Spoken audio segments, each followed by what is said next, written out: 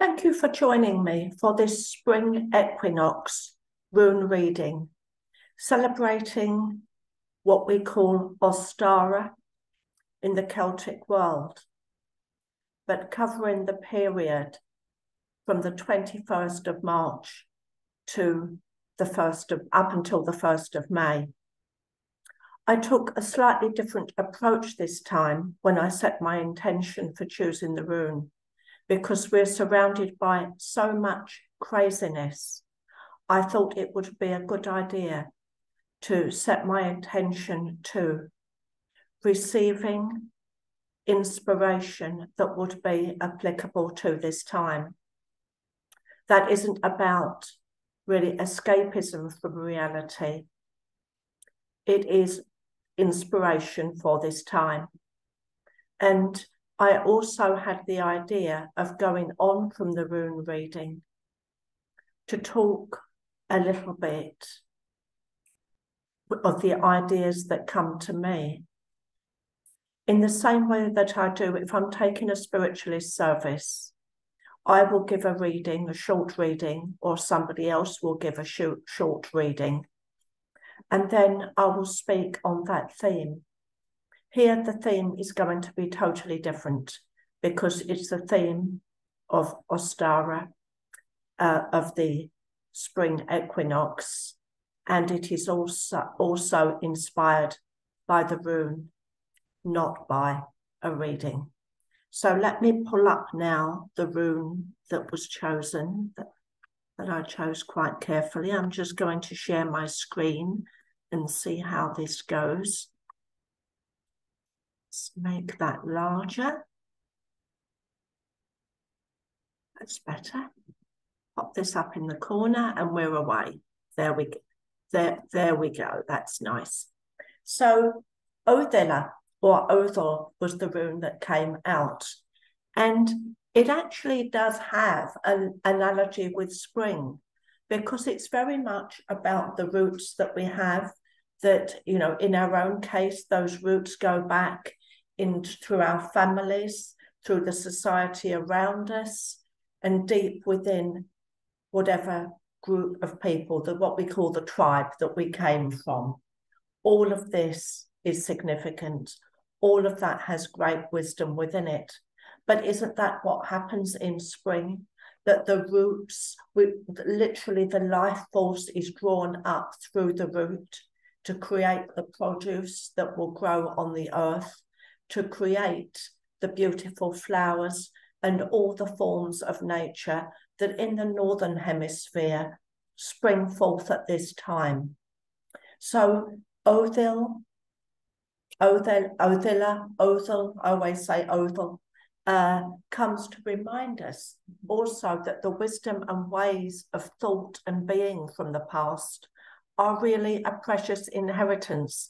This rune is often about inheritance, not especially the kind of inheritance that happens when somebody dies, although if that is going on at the time, and only if it is going on at the time, it may be referenced by this rune. So when this rune appears in a reading, it is certainly not indicating that somebody that you care about is going to pass to the other world.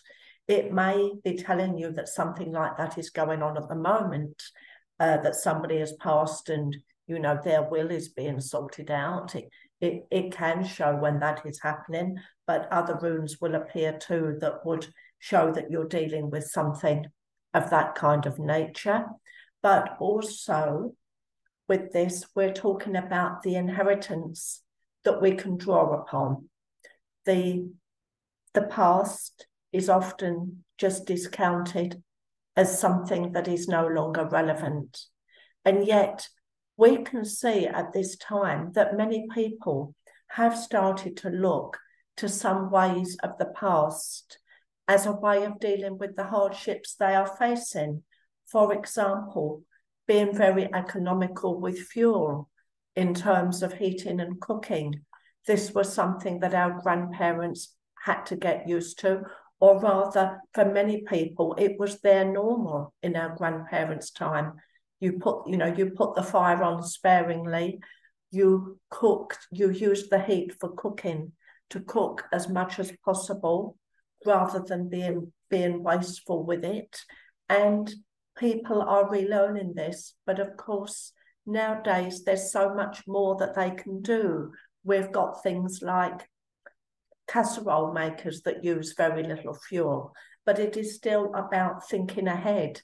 And I feel that we have tapped into so many of these skills that maybe we thought of as irrelevant, but really we have been quite decadent in the way that we use resources.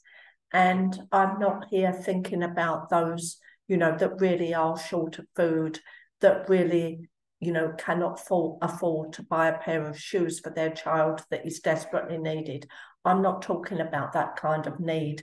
I'm talking about making the most of the resources in creative ways, not because of desperate need, but because maybe the need factor has stimulated us to think in this way.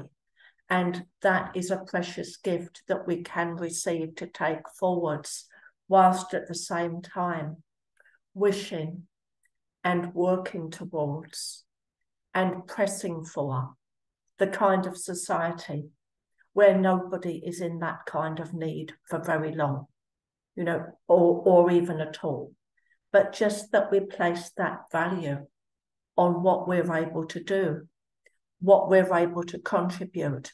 Both this is about giving and receiving, which again is very much in theme with the spring solstice, because in the olden days, in different places, there were quite a few celebrations that would reflect the giving of something, the sacrificing to receive. And one example that I'm highlighting here stems from the Western Isles of Scotland, which is a harsh place in terms of agriculture. It's not easy. And their celebrations included the preparation of a special porridge. Now, we associate oats with Scotland very much. We think of Scots porridge oats, don't we? And of course, that's a memory from my childhood. I can still remember the packet now. And I believe with slightly different design, that, those are still available, the Scots porridge oats. And they were precious because it was something that could grow quite well in that harsh climate.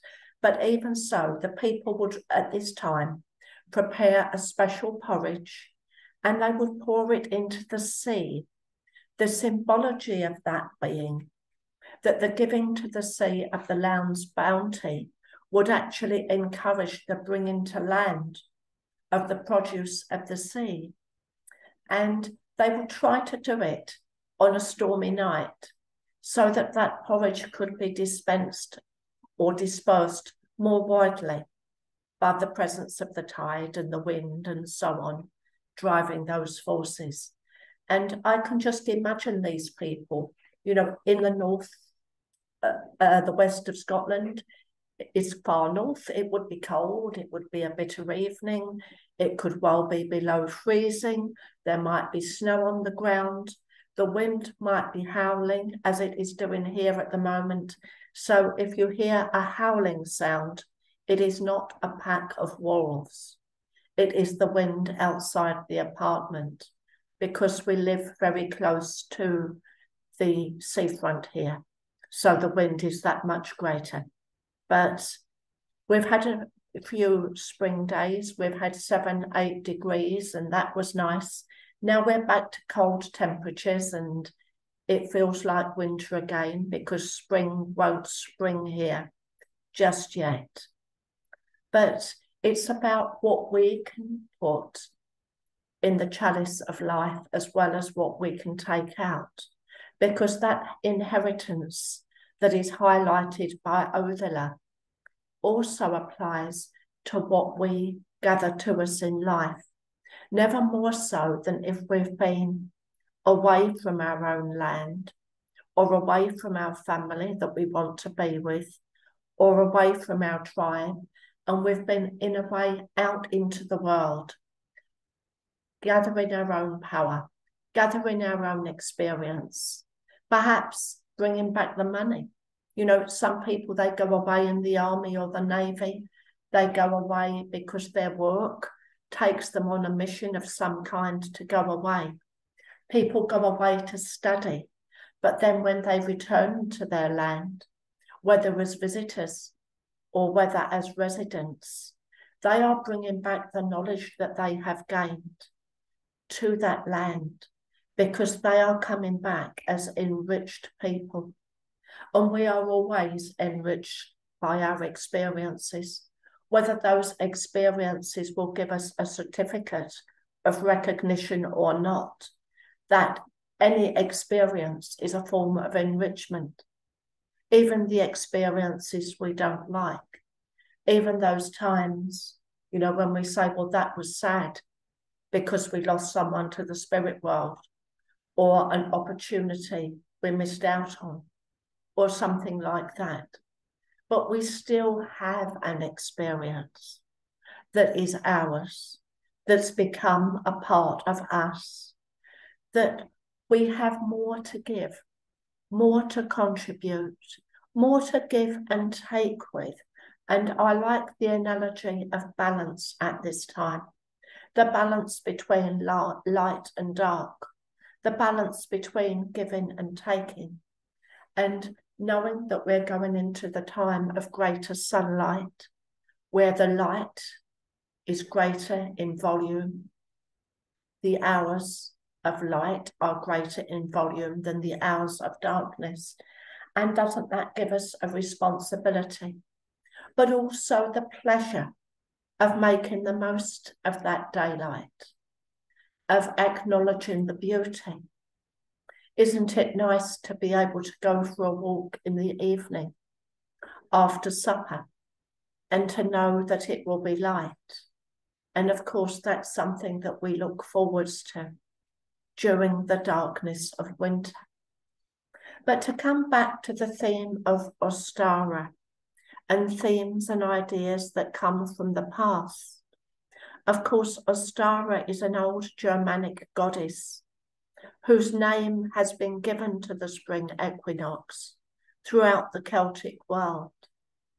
And of course, there's also an association between Ostara and Easter to many people's ways of thinking.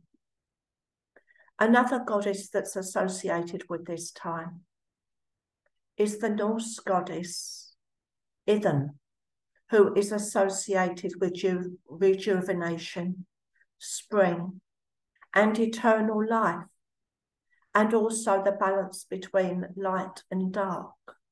But eternal life is the cycles of life in nature, the cycles of life and death, the cycles of birth and of becoming, and of blossoming into fullness, the fullness of maturity, and of sharing, and of giving, and of pouring of experience back into the chalice of life.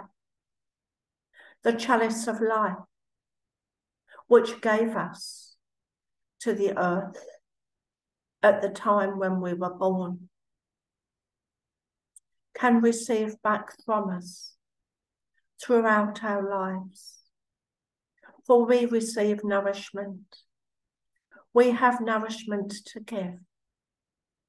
And another goddess associated with the return of fertility and the beauty of sunlight is Freya, the wonderful goddess of Norse mythology.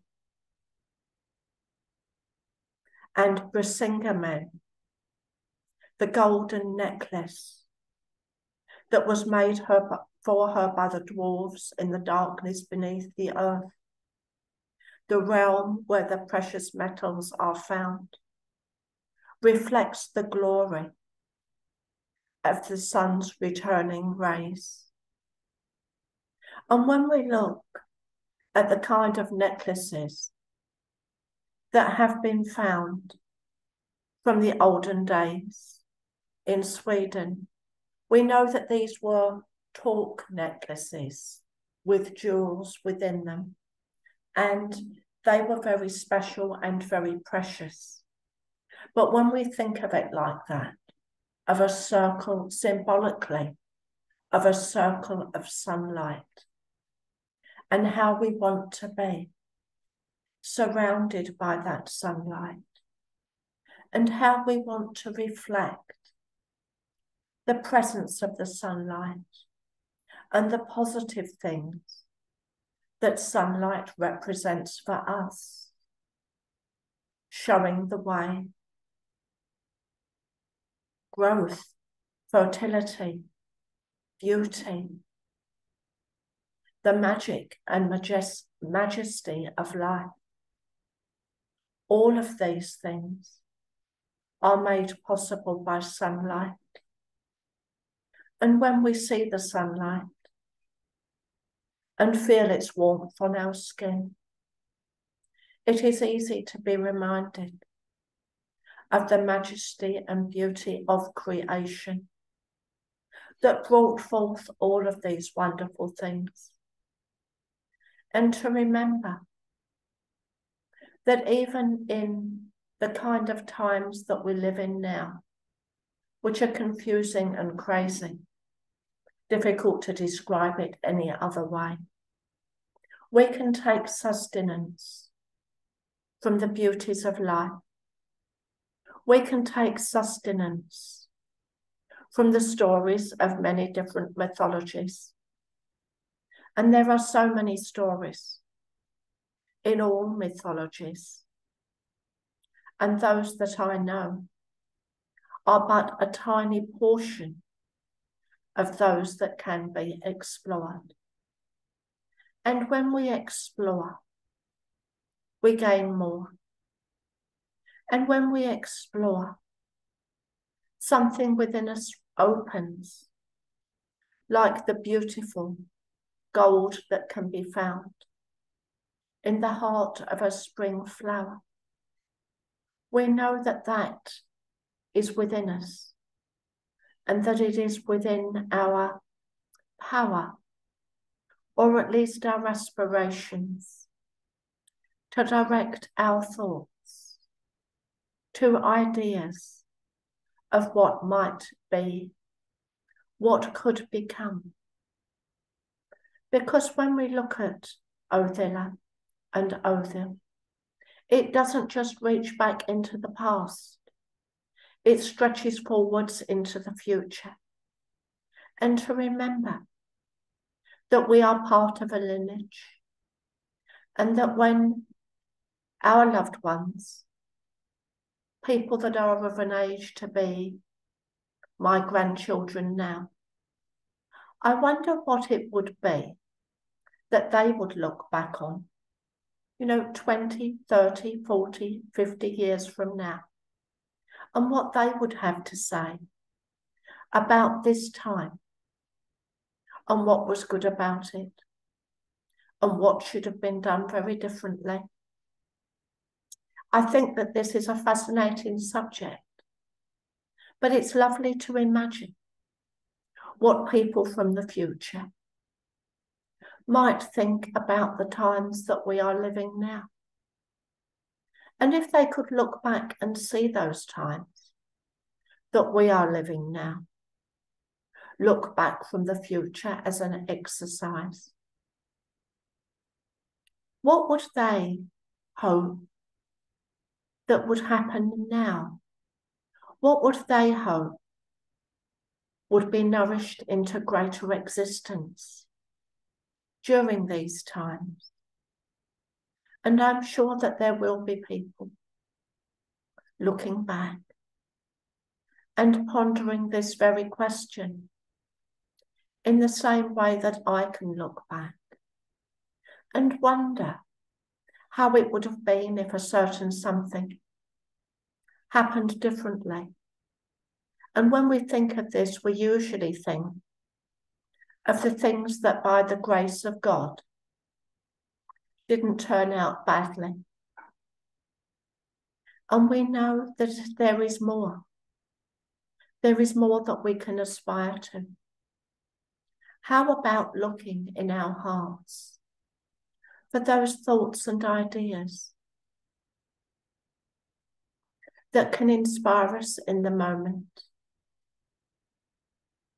that can help us to be the best versions of ourselves, that can allow us collectively, as we go forwards, to walk in the light, to make more of the light, and to hold our ideas of the future as though they were beautiful and precious spring flowers that are getting ready to blossom.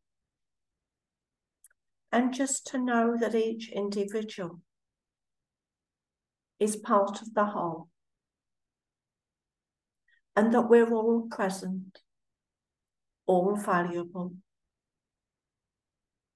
all available on this earth to give love, to receive love, and to be intelligent about the things that we give our attention to, that we reflect upon, that we look forwards to, that we hope to see more of, and to hold those thoughts, and to hold ourselves a little bit higher than the dross that is around us, unless we are in a moment when we can actually work on dealing with that dross in some way. To know that we have the light within us and that we feel that light. We feel our own truth. We feel that the best that is within us, within our own hearts. It is no accident, in my view, that in many different societies, when we say I and talk about ourselves, we take it from here. We take it from the heart center, because that is where the true part of us exists. And isn't that a lovely thought? And it's the thought that I'm going to leave you with today.